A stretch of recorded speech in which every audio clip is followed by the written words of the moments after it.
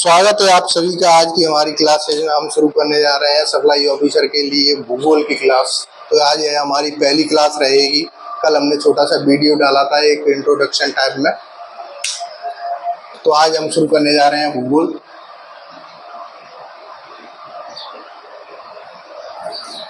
भूगोल की जो उत्पत्ति है, भूगोल का जो जनक कहा जाता है केटीएस को कहा जाता है।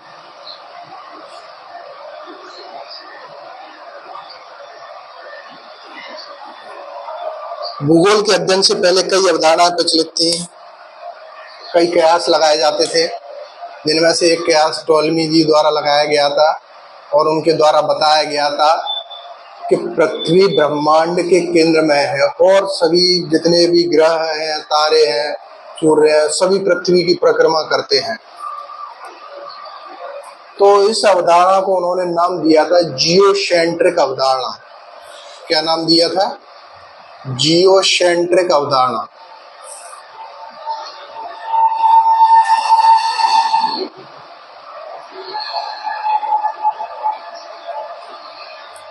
किसने दिया था? टॉलमी ने 140 ईस्वी। इनके बाद ये अवधारणा कई सालों तक प्रचलित रही। उसके बाद कोई एक और महानुभाव आते हैं, कोपरनिकस। वो कहते हैं नहीं, ऐसे कैसे, पृथ्वी ब्रह्मांड के केंद्र में कैसे हो सकती है? सूर्य ब्रह्मांड के केंद्र में है।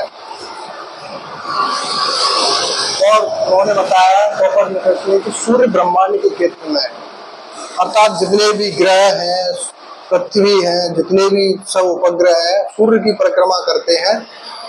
और इस अवधारणा को उन्होंने नाम दिया हीलियोसेंट्रिक अवधारणा।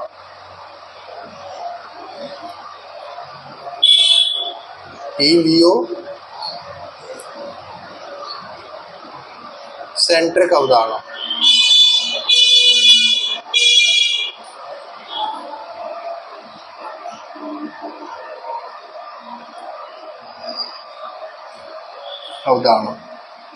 कोपरनिकस।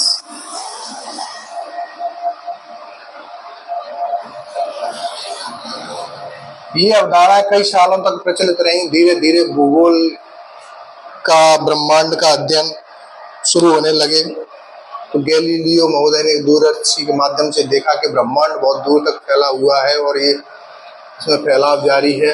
जैसे ही केपलर महोदय आए, उन्होंने ग्रहों की गति का नियम दिया। इसी प्रकार कई सिद्धांत ब्रह्मांड की उत्पत्ति के संबंध में, ब्रह्मांड की उत्पत्ति की खोज होने लगी और ब्रह्मांड की उत्पत्ति के संबंध में कई सिद्धांत आए।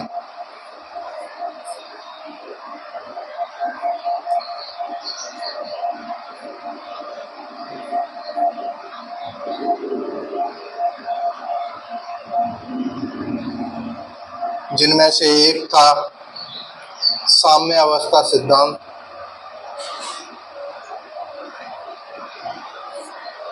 दूसरा था दोलन सिद्धांत,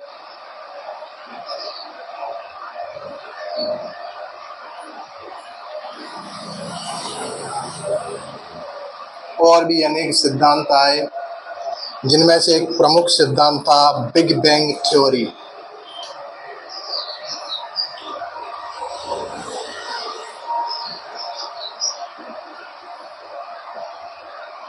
जिसे महाविस्फोट सिद्धांत भी कहा गया।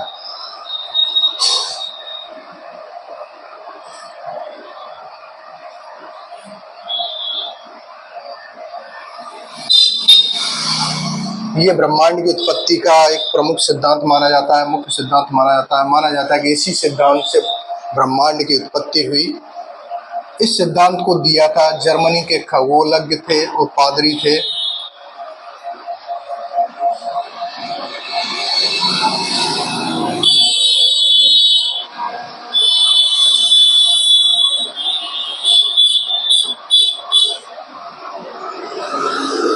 वो पादरी जॉर्ज लेमेंटर।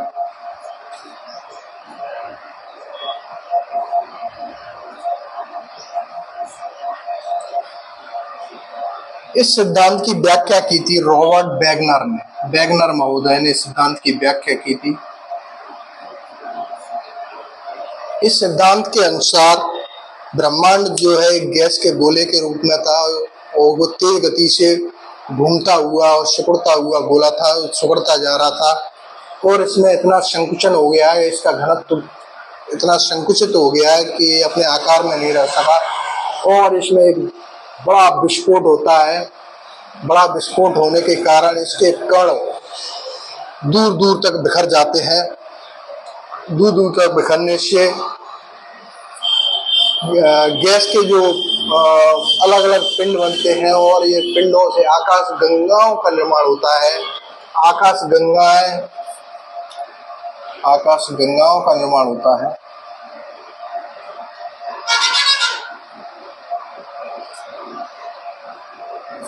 होता है। आकाश गंगाएं भी एक तरह से धूल और मिट्टी और गैस के गोले के रूप में थी और जिन्हें निहारिका कहा गया। माना जाता है कि ब्रह्मांड में लगभग 100 अरब आकाश गंगा। इनमें से एक हमारी आकाश गंगा है जिसे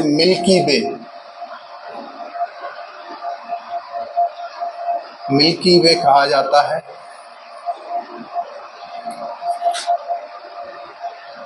मिल्की वे या दुग्ध मेखला कहा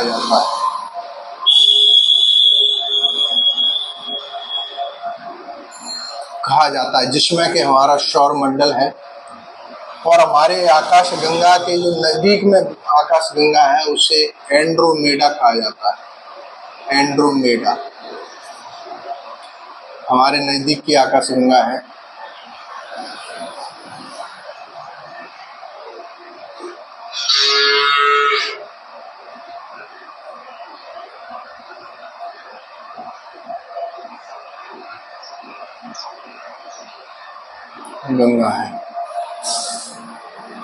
एंड्रोमेडा कहा जाता है। मिल्की वे या दुग्ध मेखला। हमारी जो आकाश गंगा है वो सर्पिलाकार है।